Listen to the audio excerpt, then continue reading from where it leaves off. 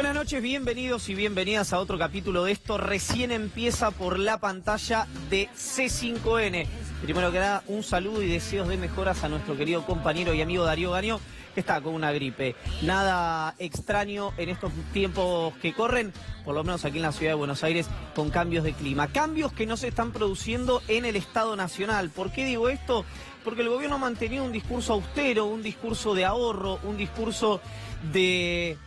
bueno, despidos de empleados públicos en función de achique del déficit, y por otro lado está generando gastos y contrataciones que no se condicen con lo declamativo, en este caso del Poder Ejecutivo Nacional. A mí no me gusta hacer eje en esto, lo he dicho siempre, los gastos en el Estado lo define quien administra, en este caso, los destinos de la nación, lo administra quien gobierna. Es una obviedad, pero parece que hay que aclararlo. Lo que queremos mostrarle hoy, simplemente sin hacer un juicio de valor, es la falta de consecuencia entre prosa y acto del gobierno nacional. Roberto Lampa es un destacado economista italiano que ya ha estado aquí con nosotros, de la Universidad de Macerata, es investigador del CONICET y va a estar contándonos y tratando de explorar de lo general a lo particular, de la macro a lo micro, de lo internacional a lo local en materia económica, en un día donde se conoció uno de los peores datos económicos del año y que ya es viejo, porque fue del segundo trimestre y lo peor, como decimos, e infelizmente venimos acertando en economía, está por venir. Así que vamos a hablar de economía con Roberto Lampa y viene aquí al piso de C5N a hablar sobre el presupuesto 2019 que entra mañana por la Cámara de Diputados. El jefe de la bancada oficialista en la Cámara Baja, Nicolás María Mazzot. Vamos a hablar del presupuesto de economía, pero también del rol de la justicia, la situación del gobierno y si hay cierta desilusión, o él cree que hay cierta desilusión en los electores, a luz que no ha habido ningún logro hasta el momento en materia económica del gobierno nacional. Y viene Alejandro Rúa, abogado de Amado Vudú y una de las personas que más conoce los tribunales federales de Comodoro Pi. Queremos tratar de, con el disparador de los cuadernos, con el disparador de Vudú, con el disparador del procesamiento de Cristina Kirchner, hablar de la justicia en general, quién es quién, cómo se mueven y por qué. ¿Son oficialistas? ¿Son líberos? ¿Son de la agrupación Vengo por la Mía, los federales? ¿Qué pasó con la Cámara Federal? ¿Casación? ¿Cuánto juega la Corte? ¿Cuánto con el gobierno y cuánto con el sistema? Todo esto vamos a tratar de hacer entrar una hora hoy en Esto Recién Empieza, así que nos ponemos en marcha con el show de gastos en el Estado Nacional.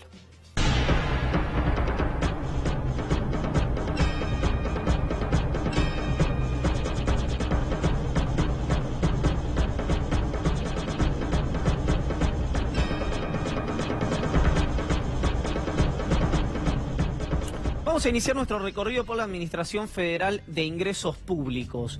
La AFIP, que los gremialistas, en realidad, en este caso los representantes de los trabajadores y los propios trabajadores de la AFIP, denuncian un recorte, de hecho, licuación vía inflación y no aumento paritario de su salario. Denuncian vaciamiento de funciones, que yo he hablado oportunamente con la gente de AFIP y me han dicho, y quiero decirlo también públicamente esto, que no hay tal vaciamiento de funciones, que no está paralizada la agencia, que por supuesto por una cuestión de secreto de los procedimientos que hace AFIP no se puede revelar. Es decir, ahí hay una posición de los trabajadores y una posición del ente. Lo cierto es que sí está en un proceso de, vamos a decirlo de manera oficialista, readecuación del gasto, un proceso de ajuste. Y en este caso la variable, como en general ha ocurrido con el gobierno en estos 2 años y medio, son los trabajadores y trabajadoras, en este caso de la Administración Federal de Ingresos Públicos.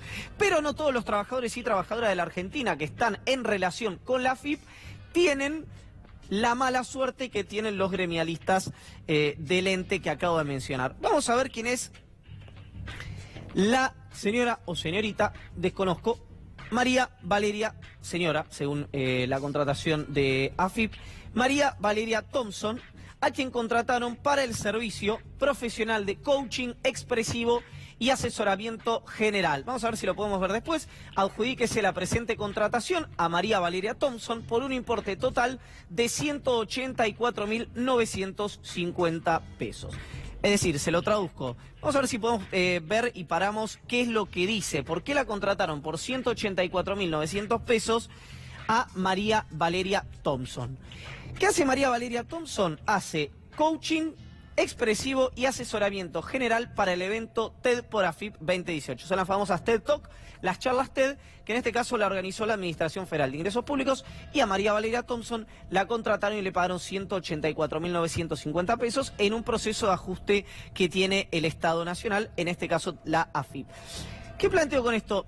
¿Hace diferencia al erario público 184.000 pesos? Nada, cero. Mire, permiso, permiso.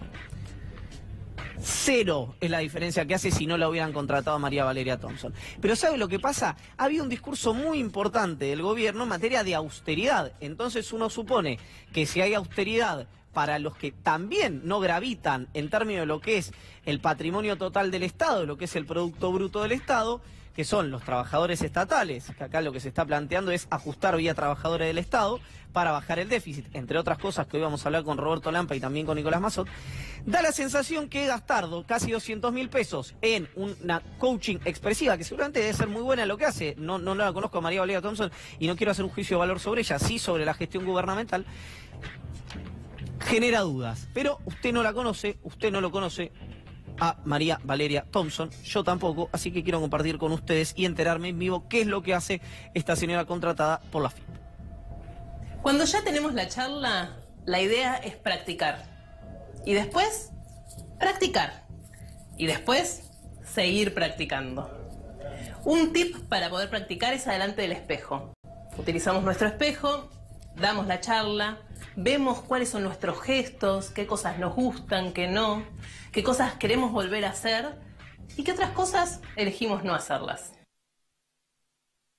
Un ejercicio para hacer antes de dar una charla es utilizar una virome, ponérnosla en la boca y hablar de esta manera.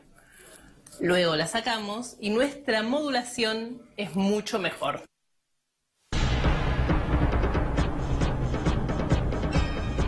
Yo lo primero que voy a plantear es que voy a probar a hacer esto.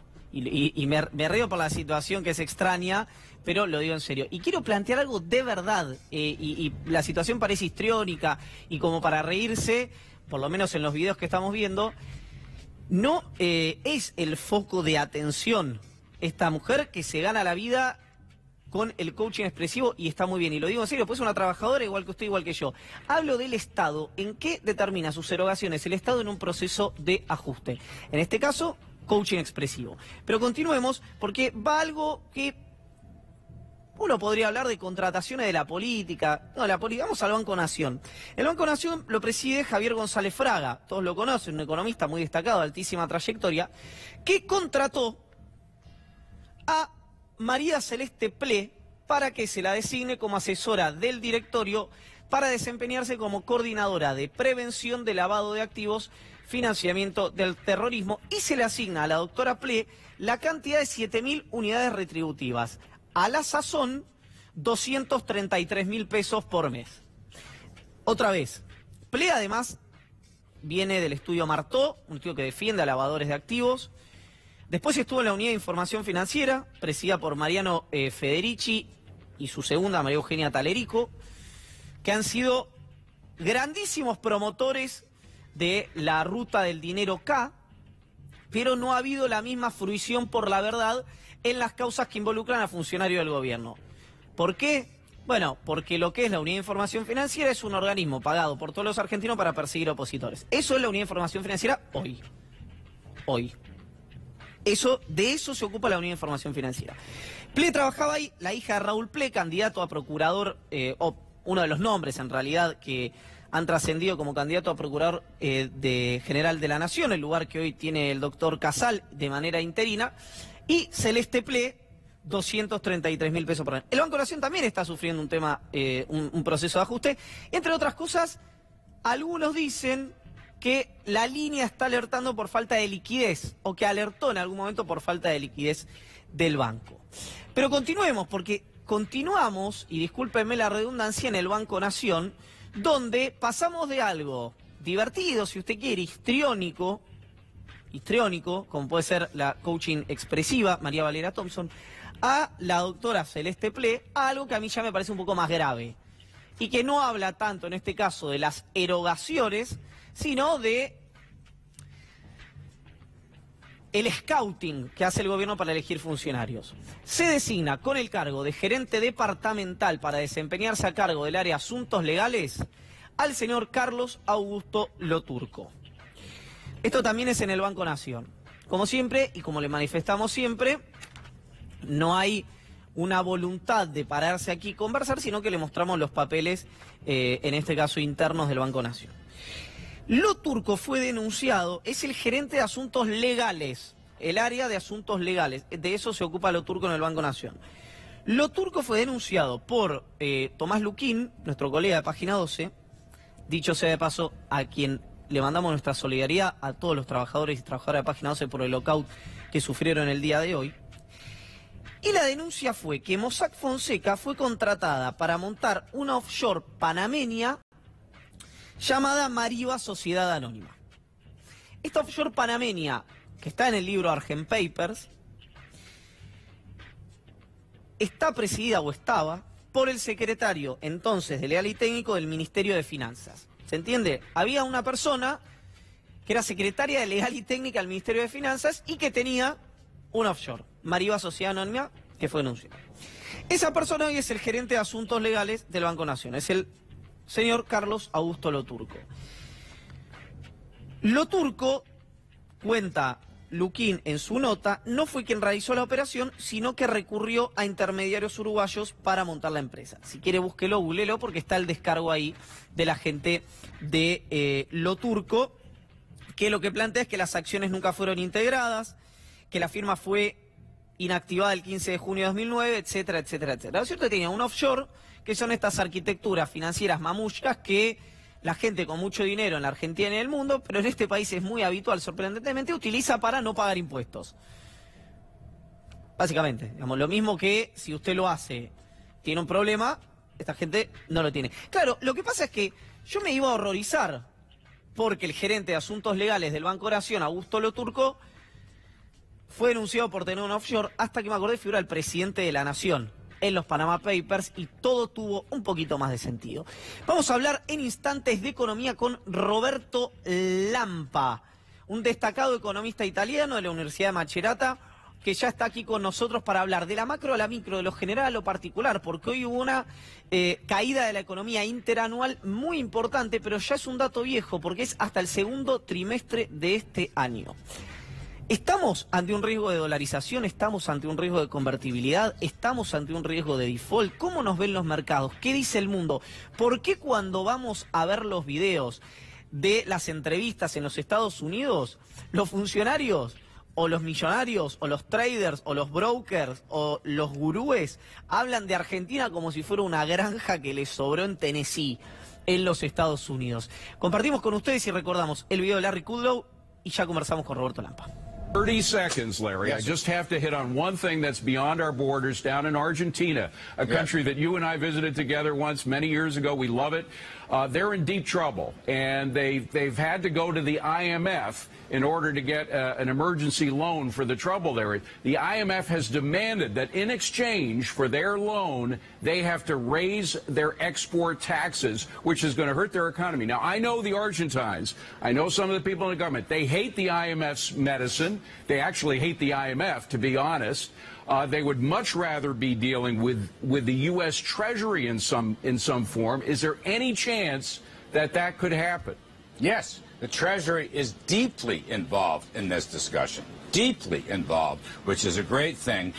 And as you and I learned and others, the only way out of Argentine's dilemma is to set up a currency board.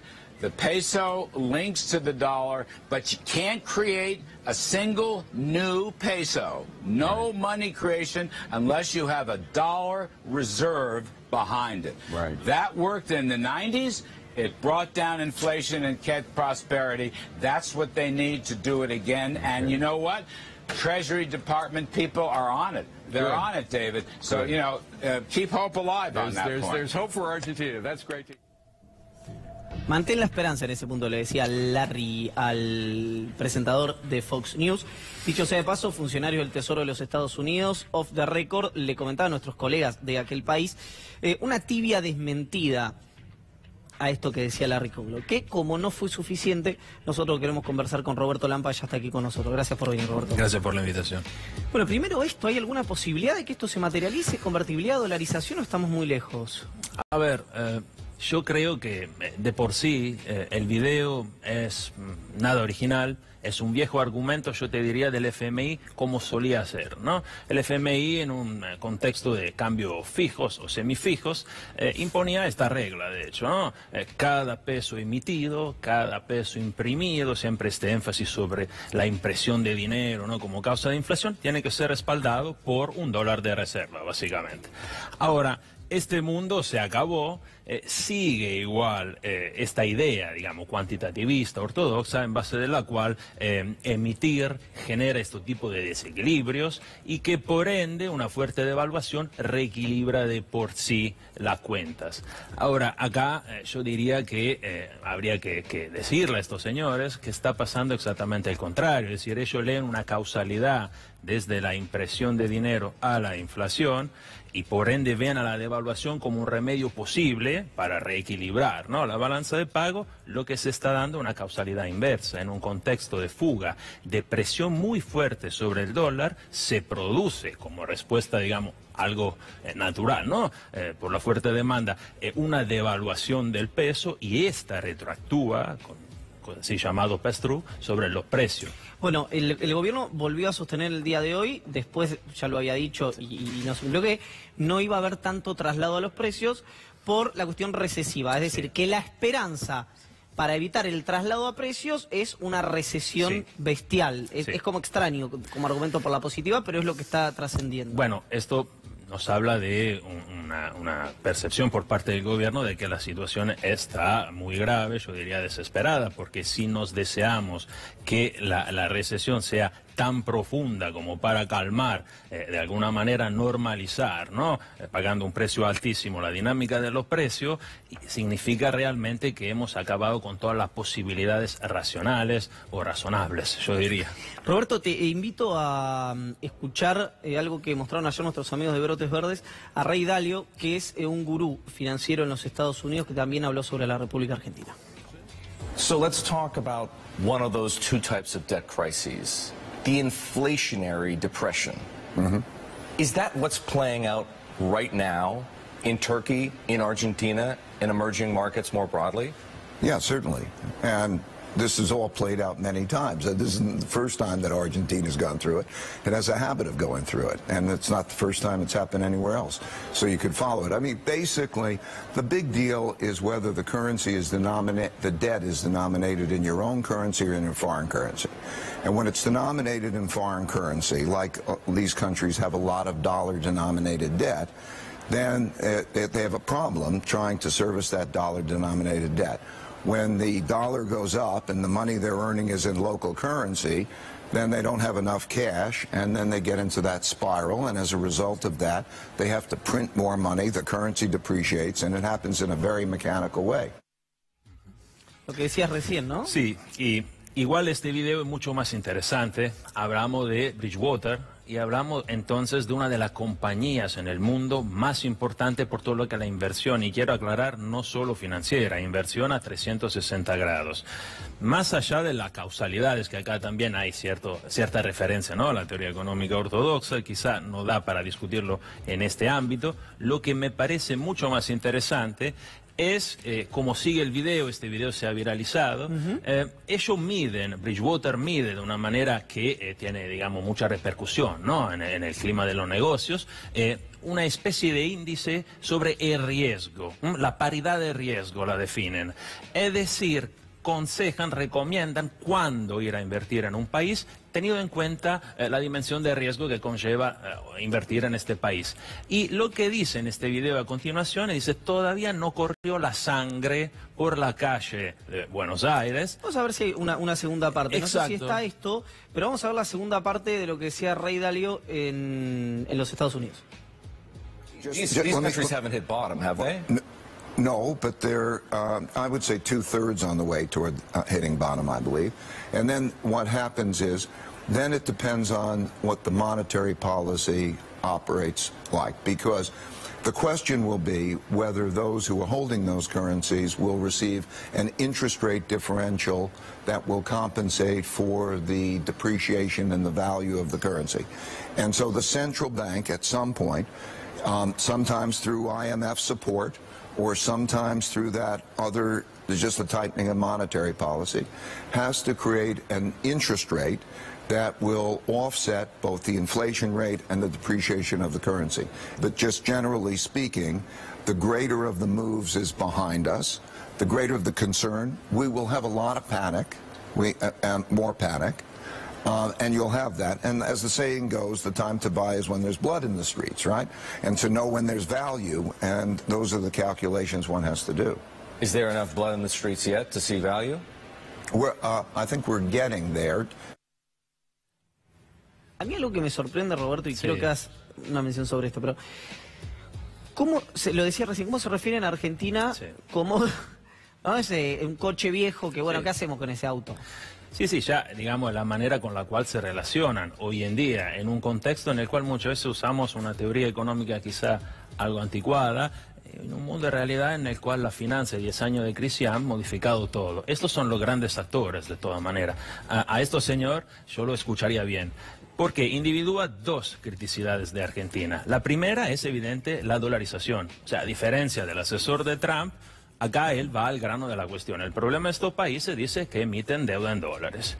Entonces, el problema de Argentina es un problema de dolarización y de escasez de dólares, digamos, en relación a la deuda que se emitió.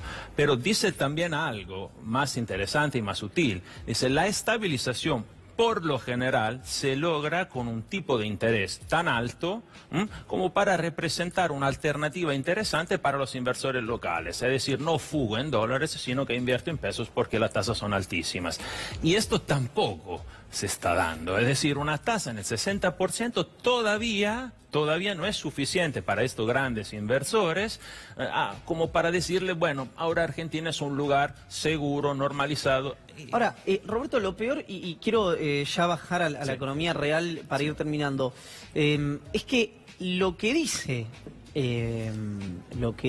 Ray Dalio, perdón, tu lapsus, parece además ser cierto en términos de, por más que uno no quiera compartir nada, en términos del proceso que está recorriendo la economía argentina. Es decir, infelizmente es verosímil. Sí, digamos, por lo menos él tiene un argumento muy fuerte. Lo que se está viendo es que la estabilización vía tipo de interés no se está dando. Yo creo que más que un 60% no se puede subir la tasa de interés. Ya llegaríamos a marcar nuevos antecedentes en la historia económica del capitalismo, ni siquiera de los últimos años. Y evidentemente esto representa un grave problema. Es decir, si esto no pasa, evidentemente no queda otra que esperar la sangre en la calle. Yo espero metafóricamente, lo estoy diciendo, es decir, lo que dijimos antes, una recesión tan fuerte que de alguna manera lleve a un reequilibrio de la cuenta, la balanza de pago. Roberto, gracias, como siempre, gracias por haber venido. Roberto Lampa, economista destacado de la Universidad de Macerata y investigador del CONICET. Escuchamos a Hugo Antonio Moyano y al regreso les cuento qué va a pasar mañana en Ferro en este plenario de secretarios generales y después conversamos con Nicolás Massot, jefe del bloque del PRO en la Cámara Baja. Compañero, les hablo como platense, porque yo nací en esta hermosa ciudad. Y les hablo como trabajador. La lucha que están dando ustedes es importantísima, porque los camioneros tenemos como un dicho que dice: perder el trabajo es perder media vida. La otra media vida la perdemos peleando. Y lo que están haciendo ustedes peleando, inclusive arriesgando la vida. Quiero abrazar en mi corazón, desearle de todo corazón que esa lucha que está dando se concrete con la solución del problema que llevan adelante, que es fundamentalmente cuidar los puestos de trabajo. Tienen todo el apoyo de nuestra organización, de quienes habla, y creo que de la inmensa mayoría del pueblo argentino. Gracias por todo.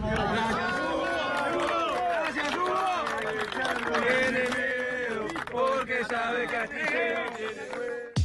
Hoy hubo reunión del Frente Sindical Federal con el Frente Renovador en la Cámara de Diputados por el presupuesto del que vamos a estar hablando en instantes con Nicolás Massot, que ya está aquí en el piso en los estudios de C5N. Mañana a mis espaldas los 3 oradores de lo que va a ser el plenario de secretarios generales en Ferrocarril Oeste.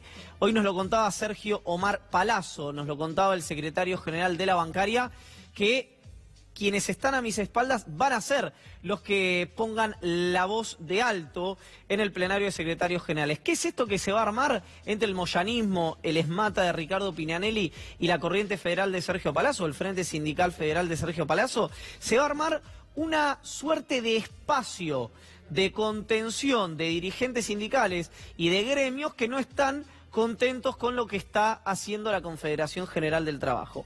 Pero hubo una cláusula que puso una de las 3 personas que está detrás mío, que fue no confrontar con la CGT, porque hay una idea que la confrontación con la CGT solamente le sirve al gobierno nacional. Entonces, por lo que me han contado a mí, lo que se puede esperar de mañana es un nuevo espacio gremial, un nuevo espacio que posiblemente adhiera al paro de la Confederación General del Trabajo, pero que no confronte directamente con la conducción hoy de Daer, de Acuña o de Schmidt, de alguna manera ese triunvirato de la Confederación General del Trabajo, que ha quedado un poco desdibujado en virtud de hechos que son de público conocimiento. Así que atentos mañana a lo que va a ocurrir en Ferrocarril Oeste. Pero ya vamos a conversar entonces con Nicolás Massot sobre el presupuesto que hoy estuvieron conversando, entre otros, Sergio Palazzo y la Corriente Federal con el Frente Renovador. Gracias por venir, primero. A vos. ¿La corbata por River o Independiente? Por River. Se discute, se ríen en producción. Se discute mañana, empieza mañana la discusión. Sí, mañana va el ministro con su equipo a exponer y contestar preguntas. El lunes hizo una presentación formal. Dibujovne, podemos decir, no te la devuelvo. El ministro Nicolás Dibujovne. Bueno, discutamos por qué. Se habló mucho de inflación y de dólar en estos días. Yo más que, para no transformar la discusión en una apuesta a ver si se cumple o no se cumple, en realidad lo que se puede hacer es razonar un poco y con ejemplos recientes respecto de si es o no inverosímil pensar que la inflación pueda bajar a 23 puntos y el dólar pueda estar en 40. Yo lo que digo en ambas cosas es, en 2016 la inflación fue casi el 39%. Sí, 40 puntos. 40. En 2017 la inflación bajó al 24%. Sí. Bajó 16 puntos en un año en donde había emisión monetaria de 160.000 millones de pesos, en donde había crecimiento económico y en donde había una readecuación tarifaria mucho más rápida que la que va a haber ahora. Ahora, la emisión monetaria es cero desde hace unos meses y va a ser cero el año que viene, producto también del déficit cero. Hay caída de la economía y eso siempre desacelera los precios, y el sendero de tarifas va a ser más lento. Si bien van a seguir creciendo, va a ser más lento. Esos 3 factores que antes eran explicativos de la inflación, que igual bajó 16 puntos, no van a estar, y estamos diciendo que la inflación va a bajar 20, ahora, de manera que no parece una cuestión... No, pero hay dos puntos, Nicolás, que son medio extraños, que tiene que ver con manifestar como algo positivo una baja de la inflación gracias a la recesión. No, yo no te lo estoy manifestando como algo positivo. Como un hecho. No, te estoy diciendo que no es loco pensar que esa estimación pueda cumplirse. Digo que es verosímil. No te estoy diciendo que es algo positivo, te estoy diciendo que objetivamente la recesión desacelera el incremento de precios, sí, claro, por supuesto, y el crecimiento económico lo acelera. Entonces lo que te digo es, si hace 2 años tuvimos una caída de 16 puntos en la inflación, con emisión monetaria, con crecimiento económico y con aumento por arriba de la inflación de las tarifas, sin esos 3 factores, pensar que baje 20... No me pero parece al margen de la inflación... No, por eso hablo de la verosimilitud del presupuesto, que se dice mucho, pero por ahí es obviamente, Iván, ahora en estos momentos de tanta inestabilidad, nadie le va a pedir a la gente en sí misma que crea respecto a las variables macroeconómicas, cuando cambian semanalmente. Eso ¿Pero es una obviedad. pasó? Bueno, justamente, ¿por qué cambian semanalmente? ¿Por qué venía con un proyecto muy ambicioso el gobierno, el presidente, y ahora estamos tratando de pensar como un logro que la inflación del 4º año sea el 25%, y va a ser, creo que es desde 2001-2002, de salida de la convertibilidad en realidad, el único proceso donde se caen 2 años seguidos? ¿Qué pasó en el medio? Al margen de la cuestión meteorológica. Yo creo que lo más importante de tratar de descifrar ahora es que tal vez la inestabilidad no es solamente económica, es decir, yo voy más allá en la revisión de lo que hemos hecho bien o lo que hemos hecho mal que solamente la cuestión económico-fiscal. Yo también incorporo lo político, porque muchas veces, sobre todo variables tan sensibles como el tipo de cambio, tienen explicaciones de desequilibrios institucionales o político-electorales. Cuando un gobierno no logra sostener una mayoría para llevar adelante sus políticas, esa desconfianza electoral o política puede traducirse en una sobreestimación de las variables económicas solamente. A mí me gusta a veces, no voy tan lejos ni mucho menos como aquellos que dicen tendríamos que tener un sistema parlamentarista, pero sí me gusta un rasgo del sistema parlamentarista que creo que a la Argentina le iría muy bien, y muchos de nosotros en el gobierno lo hemos planteado hace varios años, que es el sistema parlamentarista primero mira al Congreso y el gobierno lo forma formando mayorías, es decir, busca formar una mayoría en el Congreso y en consecuencia arma un gobierno y arma un gabinete. Pero ustedes han tenido éxito en los primeros años en obtener mayorías circunstanciales parlamentarias, sí, y después hubo una cerrazón sobre ese espacio. Por eso, lo importante es la sustentabilidad, porque los primeros años nosotros lo hicimos con un crédito social muy importante. ¿Por qué no hubo?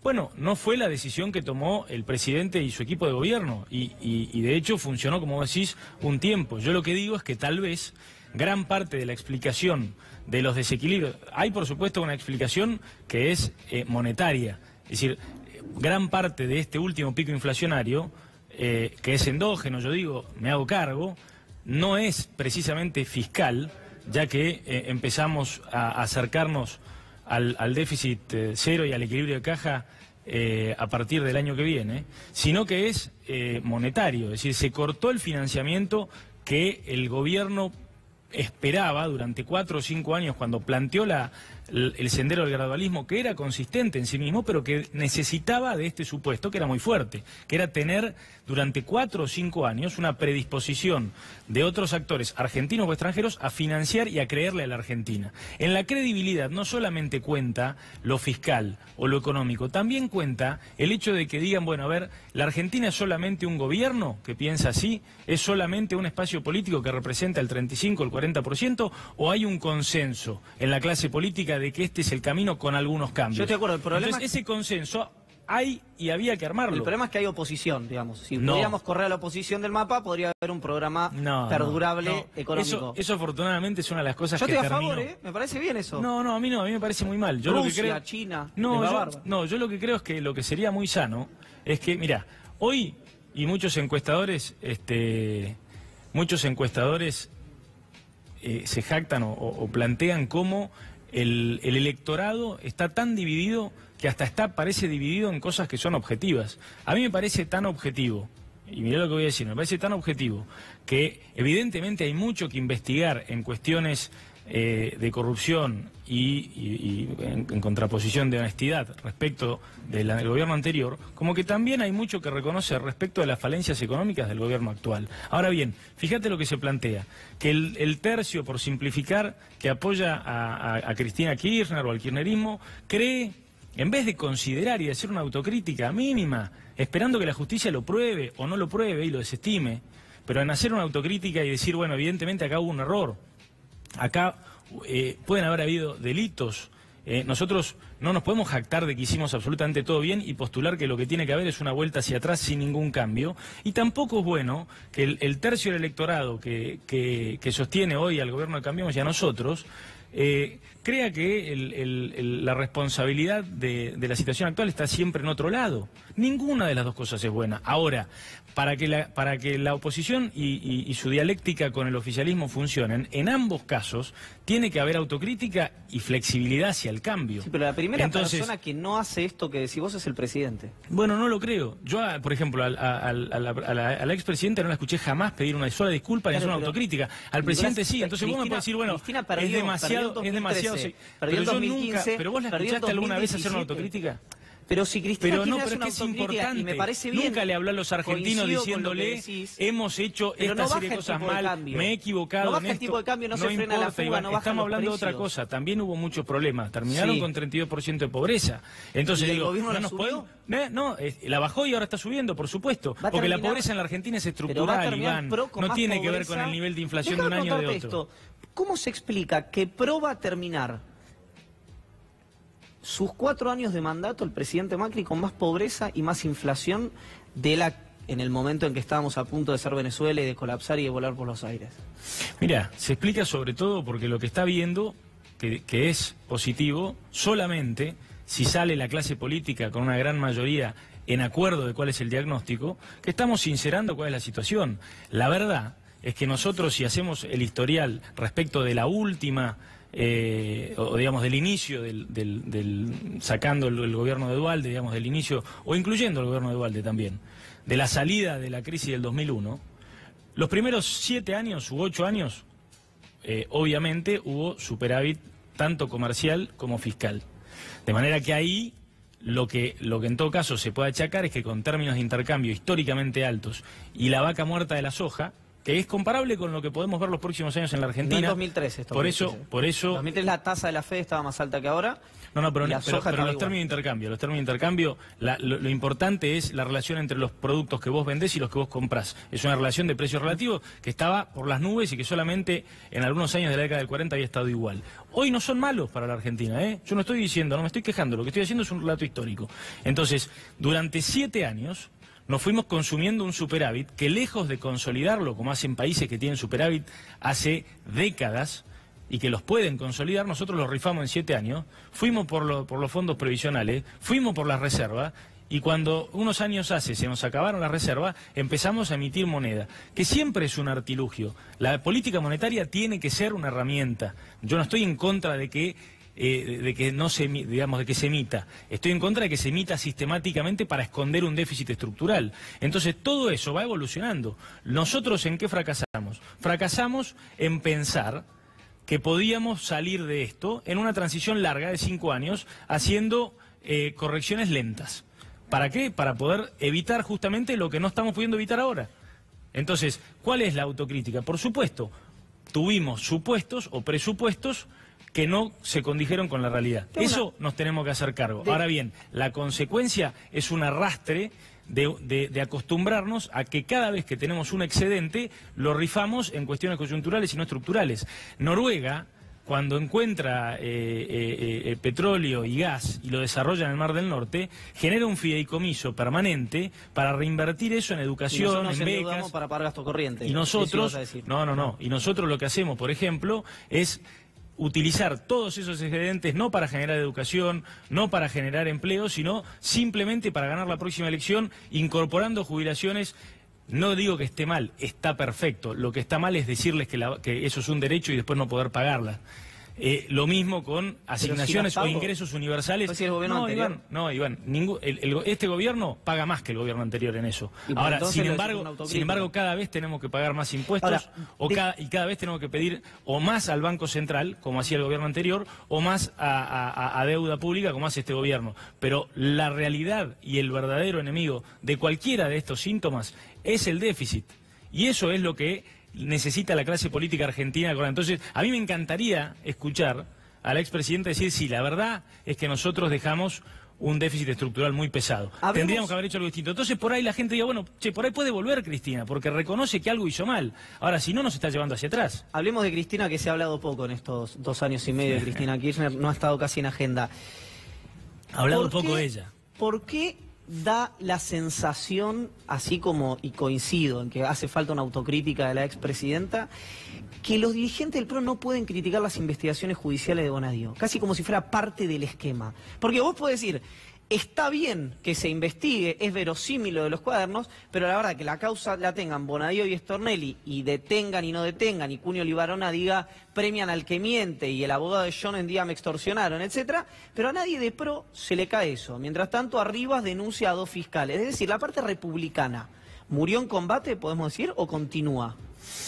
No, yo no hago el mismo análisis, pero en todo caso, para no tener que hablar, no sé a quién te referís o de qué manera. A todos, no hay uno que haya criticado la investigación de Bonadío. Bueno, yo no soy un aficionado de seguir los detalles de las causas. Sí, no voy a criticar ni a Bonadío ni a Stornelli. Sí creo que la Argentina entera critica a la clase política en general, y al Poder Judicial lo critica poco y lo debería criticar más, o le debería reclamar más. No me gusta la palabra crítica, pero al Poder Judicial hay que reclamarle más. Porque hoy se está hablando mucho del desafuero. Yo no quiero hablar del desafuero de Cristina Kirchner o del desafuero de Debido.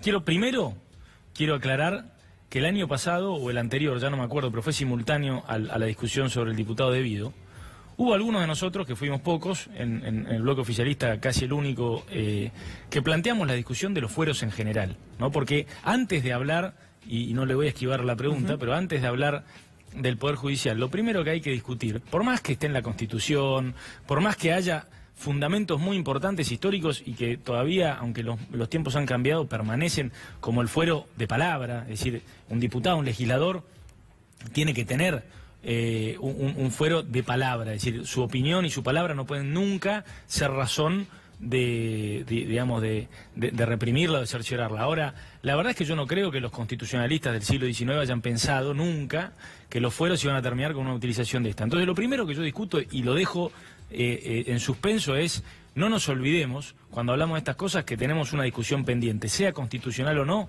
hay que darla, porque el fuero empieza a ser un privilegio.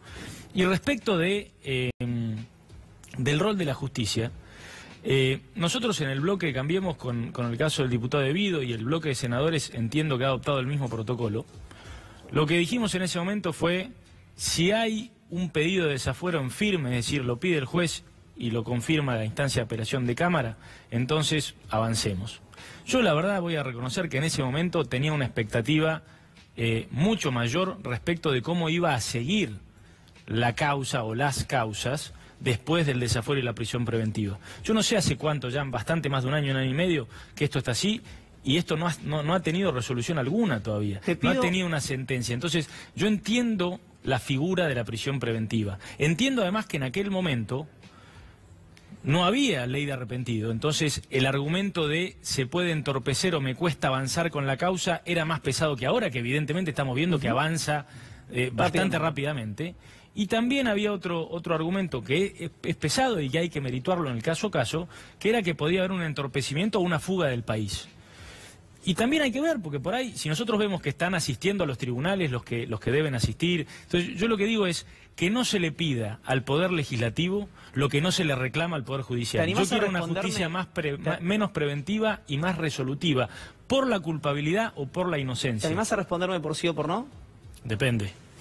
Soy economista, es la palabra más mágica del economista. Depende. ¿Votarías un desafuero a Cristina Kirchner? Mirá, de vuelta. Si yo supiera que la justicia va a tener en prisión preventiva a cualquier ciudadano, y de vuelta vuelvo sobre el rol de la justicia, porque hasta el año pasado más de la mitad de los presos, hablo otro idioma. Más de la mitad de los presos estaban de cualquier delito. 47%, sí. Bueno, 47% estaban bajo figura preventiva. Entonces, los derechos tienen que ser, nos guste o no nos guste, al que hace política o al que quiere ver a su adversario en otra situación, tienen que ser universales. ¿No te convence? Y esto aplica para todos.